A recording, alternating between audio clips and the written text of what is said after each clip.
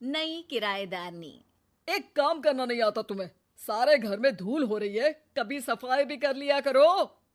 यहाँ पूरा दिन लगकर दोनों बाप बेटे का काम करो, साथ में ताने भी सुनो। जब मैं बोलती हूँ कि ऊपर वाले पोर्शन में किराएदार रख लो, अरे सफाई भी रहेगी, पैसे भी आएंगे, तब तो किसी को मेरी बात सुननी नहीं होती। हो गया टैप रिकॉर्डर शुरू। ये कहते हुए राज घर से बाहर निकल जाता है, जिसके बाद शिविन अपने कमरे से निकलकर नेहा के पास आता है। क्या यार मम्मी, कितनी बार बोला है टाइम से उठा दिया करो। हो गया ना मैं कॉलेज के लिए लेट। दुनिया की सारे गधे घोड़े बेचकर तो तू सोता है। पता भी चलता है तुझे कि मैं कितनी बार उठाने आती हूँ। बस दोनों बाप बेटों को घर से निकलते हुए लेट होने की फिक्र है। वापस आते हुए कितना भी लेट हो जाए कोई फिक्र नहीं। ओहो मम्मी, ओवर एक्टिंग मत किया करो। माँ की बातें अब ओवर एक्टिंग ही तो लगेगी ना। मेरी तो कोई फीलिंग्स ही नहीं है। क्या करूं, मर जाऊं क्या मैं? ओफो मम्मी, जा रहा हूं मैं, बाय। शिविन चला जाता है और नेहा बेचारी किलस्ती अपने घर के कामों में लग जाती है। इसी तरह चलती है नेहा की जिंदगी, जिसमें उसके ज्यादा बोलने वाली आदत की वजह से उसका पति और बेटा उसकी फीलिंग्स की कदर किए बिना हमेशा उससे दूर भागते रहते हैं। पूरा दिन घर में अकेले रहो और जब पति या बेटे से बात करने जाओ तो उनके नखरे अलग। अब मुझे ही कोई अच्छा किराएदार ढूंढना पड़ेगा। इसी के साथ नेहा किराएदार की खोज शुरू कर देती है, जिसके कुछ महीनों बाद दूसरे शहर से यहाँ पढ़ने के लिए आई निम्मी घर ढूंढते हुए नेहा के पास आती है और वो उसे किराए पर रख लेती है। अगली सुबह हमेशा की तरह राज और शिविन अपनी जल्दी में होते हैं कि निम्मी वहां आ जाती है। दीदी, थोड़ी चीनी मिलेगी? वो कल ना राशन लाने का समय ही नहीं मिला। निम्मी को देखते ही दोनों बाप बेटे की जल्दी वहीं खत्म हो जाती है और वो निम्मी को इम्प्रेस करने की रेस में भागने लगते हैं। अरे मम्मी को क्यों परेशान करना, मैं हूं ना। अरे तूने आज तक अभी किचन की शक्ल भी देखी है? रुको, मैं लेकर आता हूँ। चीनी का डिब्बा कौन सा है और कहाँ रखा है वो तो पता नहीं है दोनों को। फिर चीनी के अपने मुंह से निकलने जा रहे हो किचन में? अरे मैं तो बस तुम्हारी मदद करने के लिए बोल रहा था। है क्या मदद? और वो भी तुम करोगे? सच में? अरे कोई तो सच बताओ। सुबह सुबह दोनों बाप बेटे कोई सूखा नशा करके तो नहीं आ गए ना?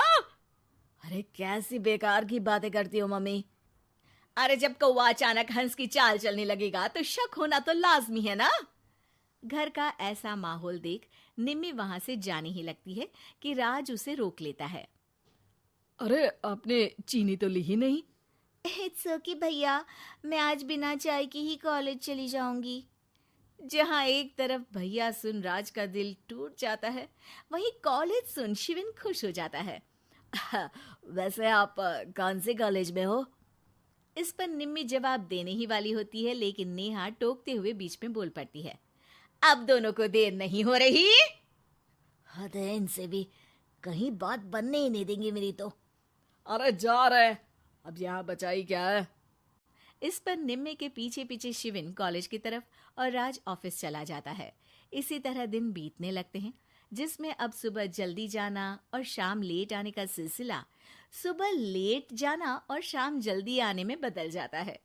एक शाम वो दोनों समय से पहले ही घर वापस आ जाते हैं, जिन्हें देख नेहा हैरान रह जाती है। हाय मेरे रब्बा, अरे पहले घर जल्दी आना शुरू कर दिया और आज तो उससे भी जल्दी। कहीं मैं कोई सपना तो नहीं देख रही? मतलब अब क्या हम अपने घर भी जल्दी वापस नहीं आ सकते? अरे घर तो कितने सालों से तुम्हारा ही है, पर लगता है कि अपना ही है, इस बात का एहसास अब हुआ है। वो सब ठीक है मम्मी। निम्मी कहाँ है? जरा उसे बर्थडे विश तो कर दूं। अरे वाह रे, आज तक तो अपनी माँ का बर्थडे तुझे याद नहीं रहा, उसका बहुत याद है। वो तो मुझे पापा ने याद दिलाया है। हैं? अरे क्या बोल रहे हो तुम झूठे? नहीं बेबी, देखो मुझे तो तुम्हारा बर्थडे भी याद नहीं रहता, तो उसका कहाँ से याद रहेगा मुझे? तौबा, मैंने तो किराएदार रखकर अपने ही पैर पर कुल्हाड़ी मार ली। बेटा तो बेटा, यहाँ तो बाप भी किसी से कम नहीं है। इतनी देर में निम्मी भी घर वापस आ जाती है, जिसे देखते ही शिविन हैप्पी बर्थडे गीत गाता हुआ उसके पास चला जाता है। हैप्पी बर्थडे निम्मी। बताओ आज क्या चाहिए तुम्हें? हाँ हाँ, मांग लो ना इसकी जान। अरे नहीं नहीं, मुझे कुछ नहीं चाहिए, बल्कि मैं तो आज आप लोगों को कुछ देने आई हूँ। क्या क्या देने आई हो? निम्मी अपनी बैग में से मिठाई का डिब्बा और शादी का कार्ड निकालती है। ये मेरी शादी का कार्ड और मिठाई। आप सबको मेरी शादी में जरूर आना है और इसी खुशी में मिठाई खाइए। निम्मी की बात सुनकर जहां शिविन और राज शॉक में आ जाते हैं, वहीं नेहा हंसने लगती है।